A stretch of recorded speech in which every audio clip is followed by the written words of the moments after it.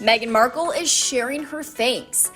After Meghan's new children's book, The Bench, reached the prestigious milestone of becoming a New York Times bestseller, the 39-year-old thanked readers.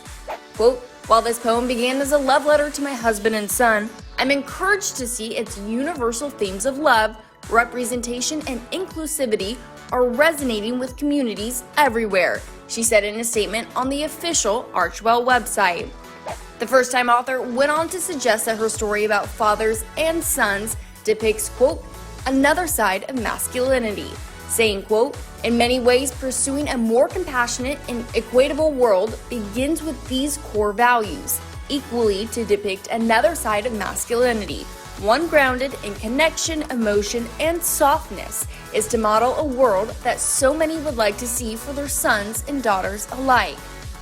The proud mama, too, ended her message by thanking fans for, quote, "supporting me in this special project." The book, which was inspired by her hubby Prince Harry and son Archie, touchingly captures the relationship between fathers and sons in all walks of life and aims to serve as a reminder that there are many ways that love can take shape in a modern-day family. The Bench hit shelves just days after the birth of Harry and Meghan's daughter Lily, so it's been quite the month for the sweet family.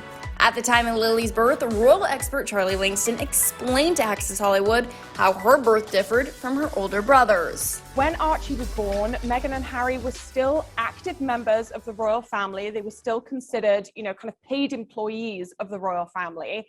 And as a result, they had to follow a few royal traditions and protocols. Now, they tried to bend the rules and kind of do things in their own way even then. For example, they didn't do the traditional photo call outside of the hospital, which Kate Middleton had done for the arrival of all three of her children. They also chose to do the introduction of baby Archie a little bit later down the line and in different circumstances. They didn't kind of pose for the world's photographers.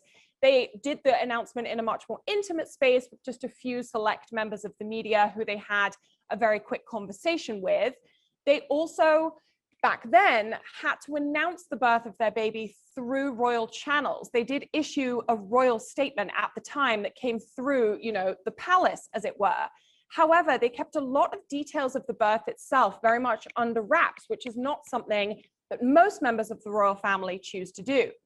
Now, however, when it comes to Lily, everything has been done as the couple wanted. They have yet to release a picture of their daughter, even though she was born several days ago now. They kept the birth under wraps completely for 2 days, allowing Lily, Meghan, Archie, and Harry to kind of all bond together at home as a family. We do understand that Lily is settling in at home very nicely, but giving themselves that time to kind of enjoy family life as a foursome before revealing the birth to the world is something that Meghan and Harry will have wanted to prioritize from the get-go, and that's just one of the many reasons why they chose to leave the royal family in the first place.